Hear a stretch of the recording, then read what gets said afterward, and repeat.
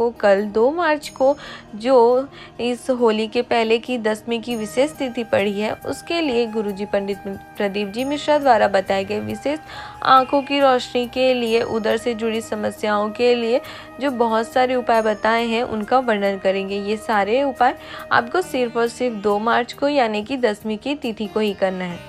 तो पहला उपाय, अगर आपकी आंखों की रोशनी कम हो गई है, अगर आपको चश्मा लग गया हो, अगर आपको कम दिखाई देता हो, तो श्री महाप्राण की कथा कहती है कि आपको यह उपाय 10वीं के इस विशेष तिथि को करना है। इस उपाय को करने के लिए आपको 10वीं की तिथि की रात्रि को 12 बजे घी का दिया अपनी हथेली पर रखकर अपना नाम और गोत्र बोलकर नरसिंह भगवान का स्मरण करके आपको उस घी के दिए की ज्योति से भगवान चंद्र का स्मरण करके आपको चंद्र का दर्शन रात्रि के 12 बजे करना है।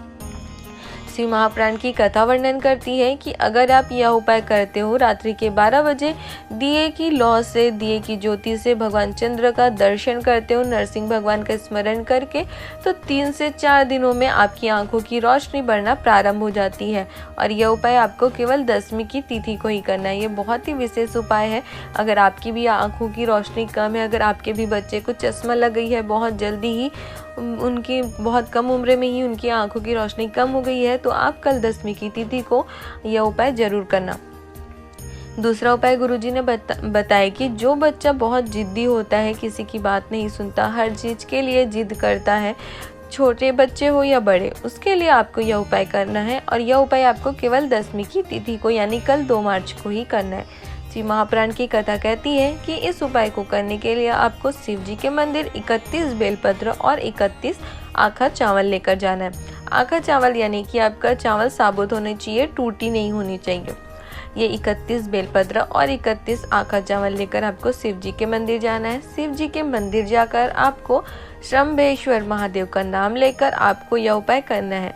उस 31 बेलपत्र को उस बच्चे का स्मरण कर जो जिद्दी है, शिव जी पर एक एक आखा चावल और एक एक बेलपत्री आपको 31 बार यानी एक एक कर समर्पित करना है। मतलब कि एक बेलपत्र और एक आखा चावल कर करके आपको 31 बार वो बेलपत्र और आखा चावल शिव जी पर शंभेश्वर महादेव का स्मरण करके, उस बच्चे का स्मरण करके आपको समर्पित करना है। श्री महाप्राण की कथा कहती है कि यह निश्चित है कि 15 दिन के अंदर वो बच्चा जिद करना कम कर देगा और आपकी बात सुनने लगेगा।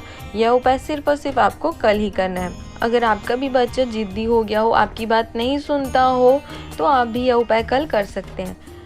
तीसरा और अंतिम उपाय गुरुजी ने कहा कि अगर आपकी उदर में कोई परेशानी हो, अगर आपको आपके पेट की कोई समस्या हो, आपको एसिडिटी की समस्या हो या आपके पेट में गले में जलन होती हो, अगर आप भोजन करते हो और वो भोजन पचता ना हो, अगर आप अपने बच्चे को मार के, पीट के, डरा के खाना खिलाते हो और वो वोमिटिंग कर देता हो, आपको उधर से जुड़ी कोई भी परेशानी हो, तो आपको यह उपाय करना है। इस उपाय को करने के लिए आपको शिव जी के मंदिर 1 लोटा जल, 3 बेलपत्र, 1 पीपल की पत्ती और 11 शमी पत्र लेकर जाना है।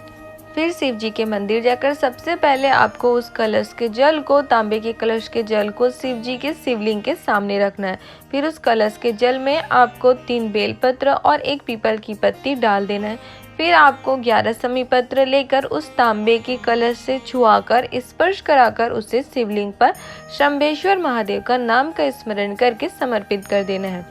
फिर उस तांबे के कलश के जल को उठाकर घर ले आना है। 1 रात्रि तक उस कलश के जल को घर के अंदर रखना है। फिर उस जल को शंभेश्वर महादेव का नाम लेकर, जिस व्यक्ति को उधर से जुड़ी कोई परेशानी होती हो, पेट खराब रहता हो, भोजन नहीं पचता हो, जलन होती हो पेट में, या बच्चे को जो आप खाना खिलाते हो नहीं खाता, वोमिटिंग कर देता हो, तो ऐसे बच्चे को, ऐसे व्यक्ति को उस जल को आपको सुबह, दोपहर, शाम 3 समय शंभेश्वर महादेव का नाम लेकर आचमन कराना शुरू कर देना है। उसे उस जल को पिलाना शुरू कर देना है। 3 या 4 दिन तक वो जल पिलाने से आपकी उदर की सारी समस्याएं ठीक हो जाएंगी और आपका बच्चा भी अच्छे से खाना खाना शुरू कर देगा। अगर आपको भी उदर की परेशानी हो या आपका बच्चा भी खाना खाने में आपको परेशान करता हो, खाता नहीं हो, तो आप भी यह उपाय एक बार करके अवश्य देखना। श्री महाप्राण की कथा कहती है कि आपको निश्चित ही इसका फल प्राप्त होगा। ये थी 10वीं तिथि के विशेष उपायों की विशेष जानकारी। अगर आपको ये उपायों की जानकारी अच्छी लगी हो तो आप हमारे वीडियो को लाइक कर सकते हो और अपने परिवार वालों के साथ या अन्य शिव भक्तों के साथ इसे शेयर भी कर सकते हो, ताकि उन्हें भी इस विशेष तिथि की, इस विशेष 10वीं तिथि की विशेष जानकारी, उपायों की जानकारी मिल सके और वो भी इन उपायों को करके भगवान भोलेनाथ का आशीर्वाद, उनकी कृपा प्राप्त कर सके।